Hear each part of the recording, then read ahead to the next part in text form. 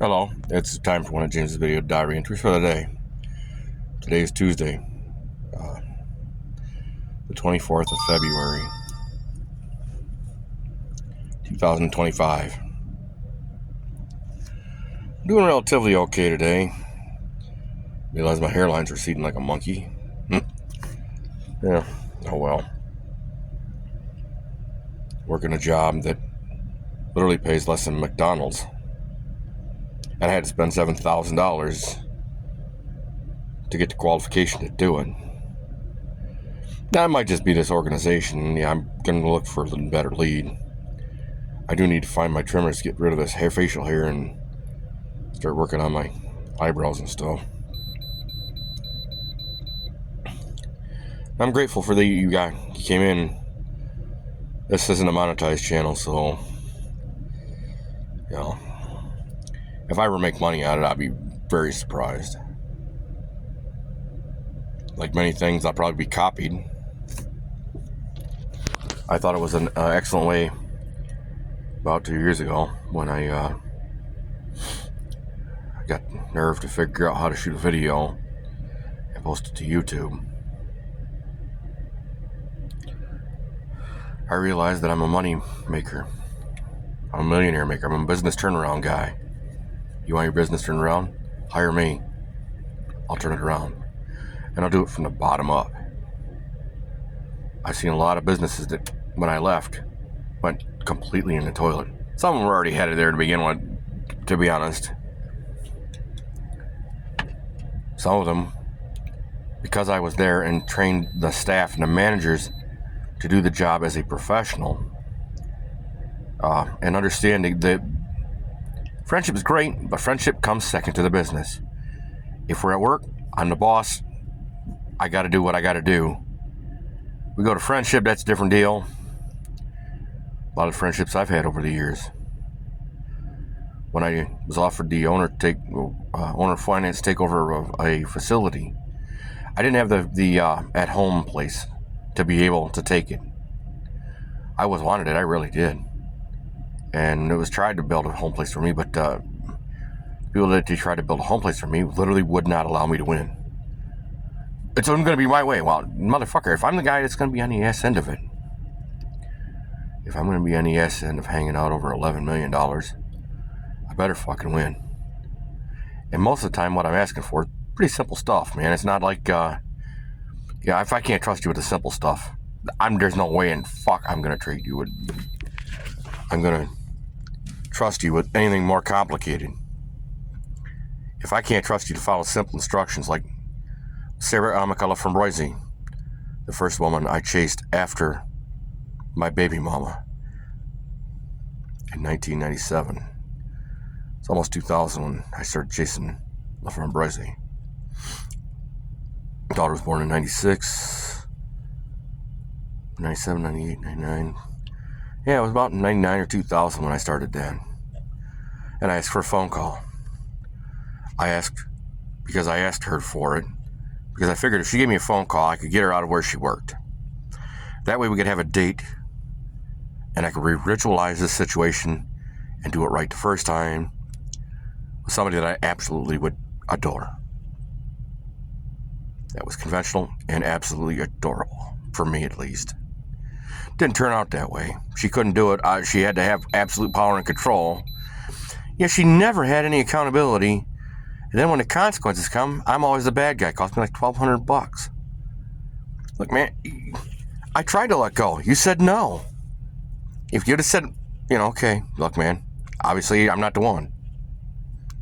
If you would have had the common sense to say that, my life would turn out differently. It's like Laura Rick, now Laura Hart. Had a bad approach, and then I explained not 2 years ago, not a year ago even, she looked like she was trying to approach me when I literally had to explain to her that she didn't regret the choices she made in her life. The fact that she didn't give me, as a matter of happenstance, poor approach, poor timing. You don't do it when you're with somebody, man. That's not, I don't poach women, and I won't. Not because I haven't tried, but I haven't been very successful at it, and it's led to a lot of stress in my life that I simply I might as well fart it off, let it go. If you're for me, you're literally going to meet my qualifications. This is a job, and in my life, it's the most important job that I literally need someone to fill. Now, I'm not an evil man. I've done some evil things, and I've made some mistakes, and I've worked for a lot of evil people. People who buy their own Kool-Aid so fervently, including Mount Pleasant Express, where I'm currently working. When I called for backup, I literally got 9 forms of lip.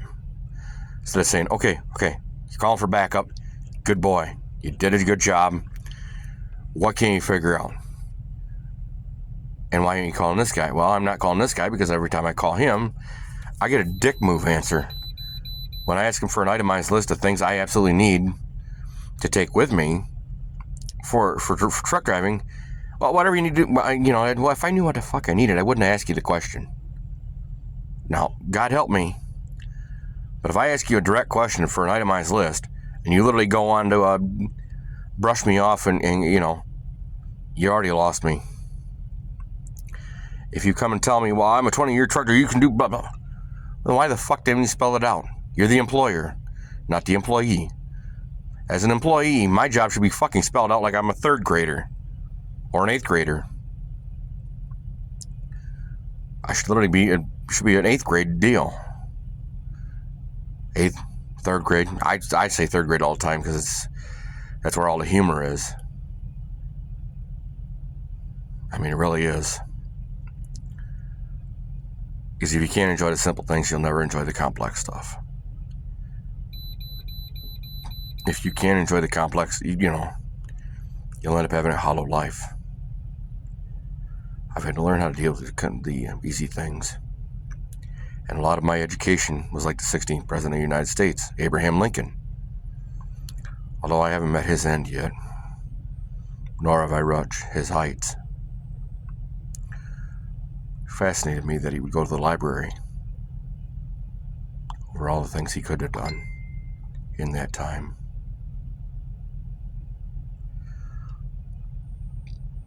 Because of child support, I literally had no money. Because I took my mother's advice when I was 16. She said, I decided you shouldn't stop seeing that girl. Hell, I was ready to give me the phone. I would have broke it up before my daughter was even born.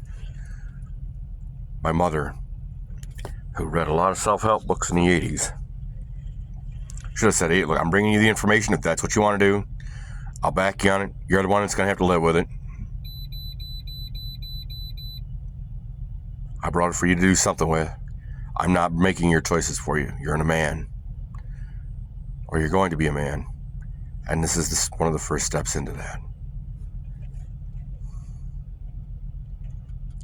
That was one of the first steps that Gayla took in abusing her son.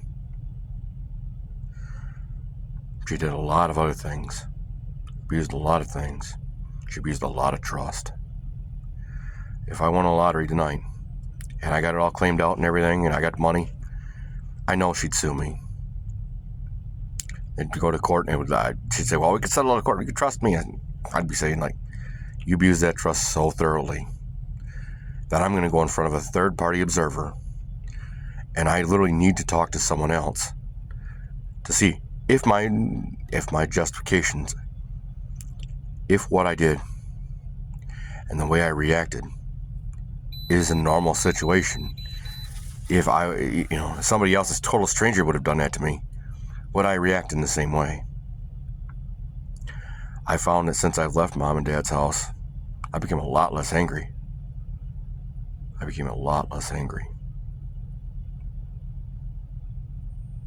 Now, at first, no, the loss of 20 years of my life and everything I'd built and everything I'd worked for. And all the girls, well, now I went. No. Look, you had it a chance. You treated me like shit. You used me. And now that it's important, I can't cover my end of the bargain. You're literally going to try and step in. Look, when I offered. It's a limited time offer, man. And if I literally do not have the ability to cover my end, that promise is gone. Doesn't matter if it's 1 minute, 5 years. Doesn't matter if it's $10,000 later, like Irene Kaufman. It doesn't matter that she threatened to have me fired.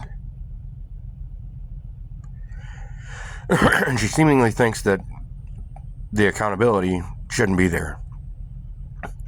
That I should not have animus about the things that happened. Patricia Bailey's the same way. Until I told her, go back to your fucking boyfriend. You obviously don't want me. You've had 3 years. And I've literally given you everything. I've made you a priority. And you've literally turned me into shit. And you wonder why I don't backpedal. Because I don't want to deal with the consequences. I'd rather deal with the consequences than a decision I made with the information I had. If it comes out later, well, I'm, hey, so much to be in. It's a mistake. It happens. It's like Andrea Shea. That was a mistake I made. I didn't get to their church that night. I regret it.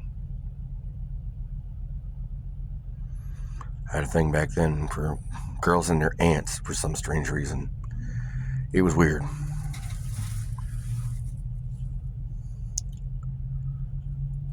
Strange coincidence in my life.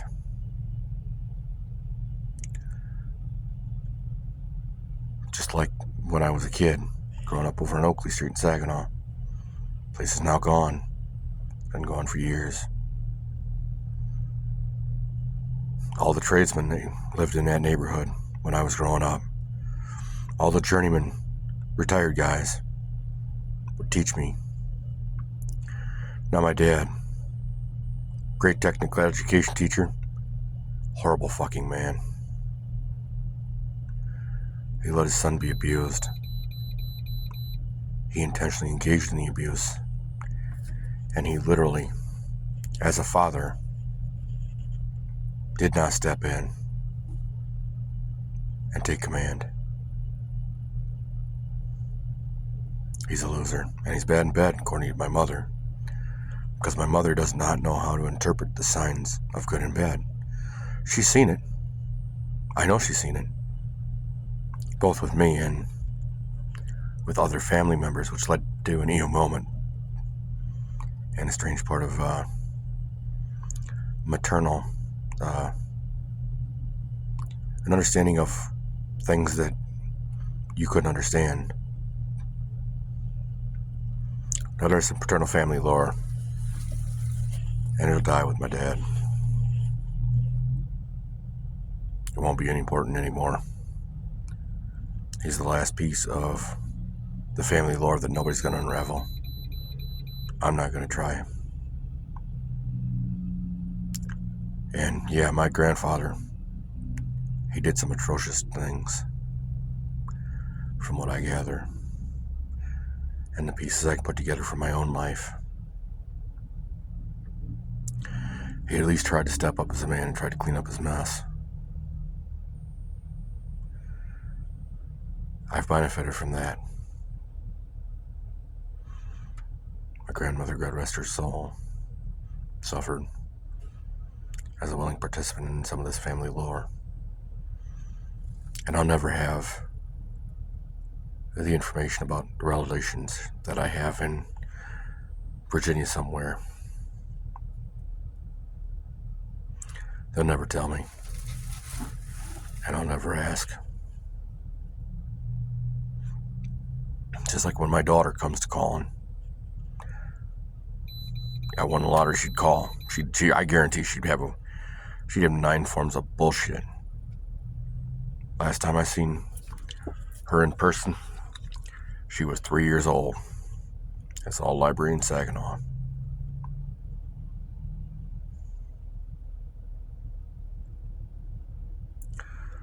Since then, we've had contact, supposedly. I can't tell if it's her. She's been very, very poisoned by my baby mama, Leila Jean Schneer. No, it was Richardson. I'm never always the bad guy. And I've always tried to protect and keep the relationship between Leola and me. Keep that internal baseball out of her hands. Leola didn't, I don't think. And Leola gave the one side that says, well, I'm never wrong. I make... And that's not the case. The deal was originally, before she decided to make sure she got pregnant,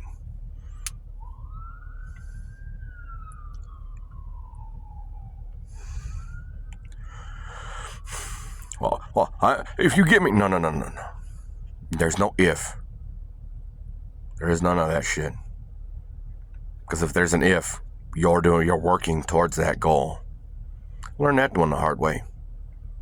20 years of child support. I learned that being very, very smart doesn't do any good without a lawyer. Have to have an independent third party, and my folks wouldn't cover it. My folks wouldn't make sure that that was a priority. They made sure that my daughter was never a priority in my life, despite me fighting to make it a priority, despite me coming up with absolute evidence, point blank. Hey, look, you violated my visitation rights so institutionally. You literally wrote a letter to the judge. That was his punishment. It literally should have been rip the kid out of the house. Rip the kid out of the house, goes to CPS, you go to prison. No jail, prison. That's violating my civil rights as a father. She violated my civil rights as a mother. As a father, I've been violated. My civil rights have been violated several times by my mother, my father, my sister, my baby mama. I found that strangers are more important to me than family. They are my family. If I ever got super rich and my biological family got kidnapped, I'd tell them, congratulations, what do you want me to send? Beer, pizza and beer. You literally need to pick somebody who actually means something to me. I ain't paying. I'll pick up the tab for pizza and beer. You promise to send them back like that. You actually need to know me before you make kidnap victims for proof of life. Right now, I'm not exactly rich.